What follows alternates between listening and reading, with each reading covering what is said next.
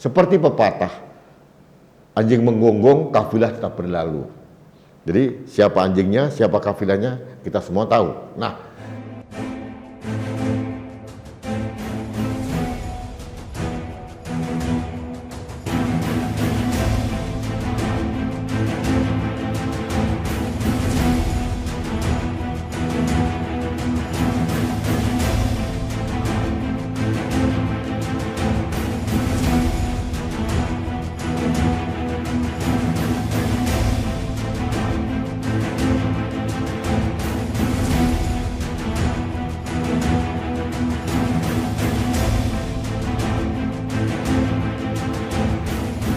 halo sahabat Indonesia, kita bertemu lagi dalam Opini Rudy edisi hari Minggu. Hari ini tanggal 25 Juli tahun 2021. Saya kali ini menyapa seorang politikus tua yang loncat sana, loncat sini. Namanya Malem Sambat Kaban. Malam atau malam, saya tidak tahu. Tapi yang jelas sering disebut dengan MS Kaban. Tokoh ini pernah menjabat Menteri Kehutanan di era Presiden SBY kalau nggak salah. Pria kelahiran Binjai, Sumatera Utara, tanggal 5 Agustus 1958. Ini luar biasa. Dia salah satu orang yang bersama Yusril Iza Mahendra mendirikan partai PBB, Partai Bulan Bintang. Tapi tidak tahu kenapa, mungkin terdepak dari partai PBB, kemudian sekarang dia berlabuh di partai baru Besutan Amin Rais dan menjabat sebagai Wakil Ketua Dewan Syuro Partai Umat. Pindah-pindah partai biasa. Di Indonesia itu sudah biasa. Karena apa? Orang sakit hati tidak mendapatkan jabatan, pindah ke tempat lain. Itu lumrah di Indonesia saat ini. Meskipun itu melanggar etika, kepatutan atau fatsun politik, apa pedulinya kita? Toh PBB juga partai gurem gitu ya, partai umat apalagi gitu. Nah, yang menjadi soal ini dia sedang cari panggung saja. Cari panggung untuk mengingatkan kembali, karena mungkin tidak banyak yang ingat siapa sih MS Kaban ini, karena tidak terlalu terkenal dan pada waktu menjabat jadi Menteri Kehutanan juga biasa-biasa saja. Hampir tidak ada prestasi yang membanggakan sebagai anak manusia dari seorang MS Kaban ini. Nah,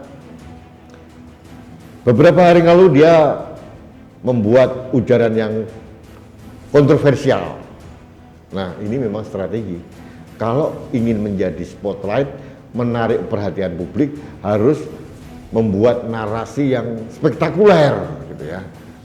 Ya itu biasa sebetulnya. Tapi memang lucu.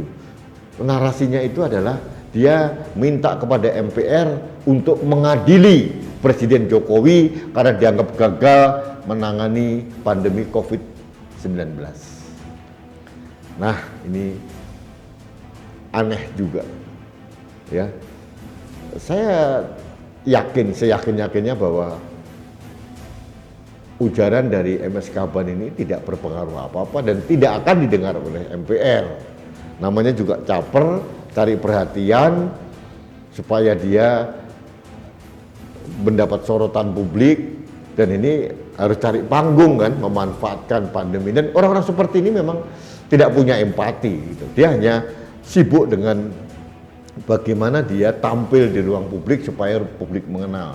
Nah, sekarang saya bantu MS Kaban untuk diviralkan bahwa manusia seperti ini tuh jauh lebih jahat dari penjahat kemanusiaan. Karena apa? Memanfaatkan pandemi COVID-19 untuk cari panggung, memanfaatkan kedukaan kita bangsa Indonesia untuk cari panggung untuk kepentingan dia sendiri. Bagi saya ini bukan manusia. Saya heran, ada banyak orang seperti MS Kaban ini yang tidak mempunyai jiwa kemanusiaan. Dalam sila kedua dalam Pancasila, kemanusiaan yang adil dan beradab. Jiwa kemanusiaan yang adil dan beradab itu harus ada.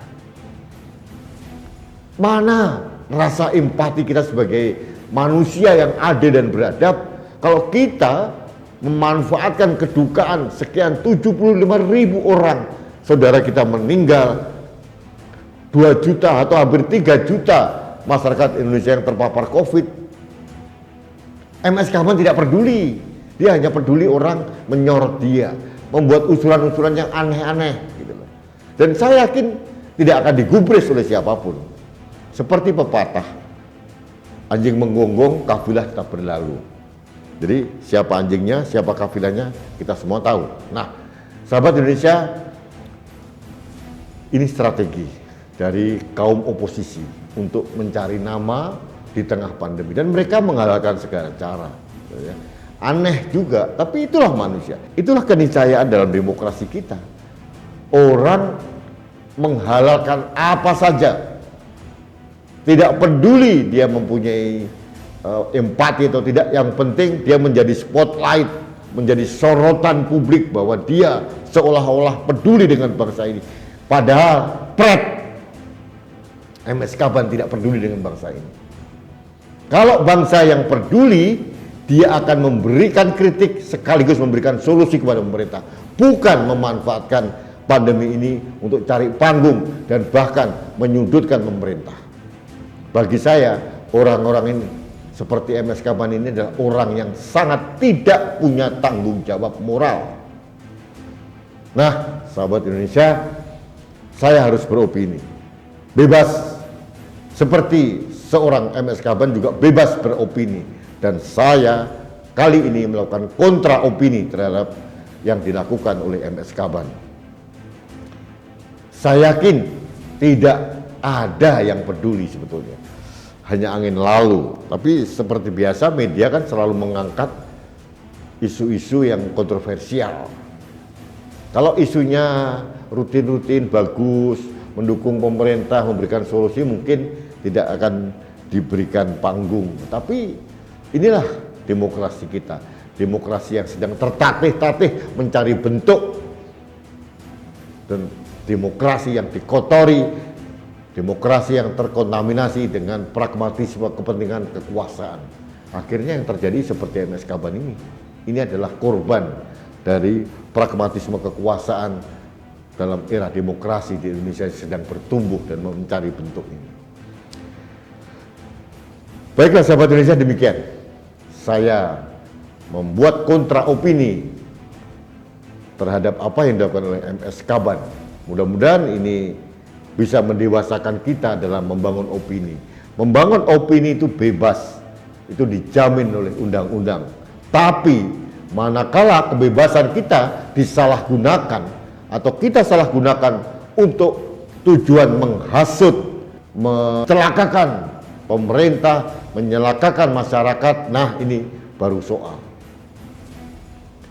Jadi kebebasan berekspresi tetap selalu ada koridor, bukan bebas yang sebebas-bebasnya. Ini esensi demokrasi di negara Pancasila yang kita cintai. Baik, sahabat Indonesia, demikian opini saya di hari Minggu ini. Mudah-mudahan Anda selalu sehat, selalu menjaga protokol kesehatan dengan tetap salah satunya memakai masker. Masker double, kecuali masker seperti ini. Masker N95 tidak perlu double. Karena apa? Masker saya melindungi Anda, masker Anda melindungi saya, masker kita melindungi Indonesia, melindungi keluarga kita, dan melindungi anak cucu kita. Terima kasih. Salam satu Indonesia, salam budaya Nusantara, salam toleransi, dan salam sehat untuk Indonesia. Saya Rudi S. Kambu.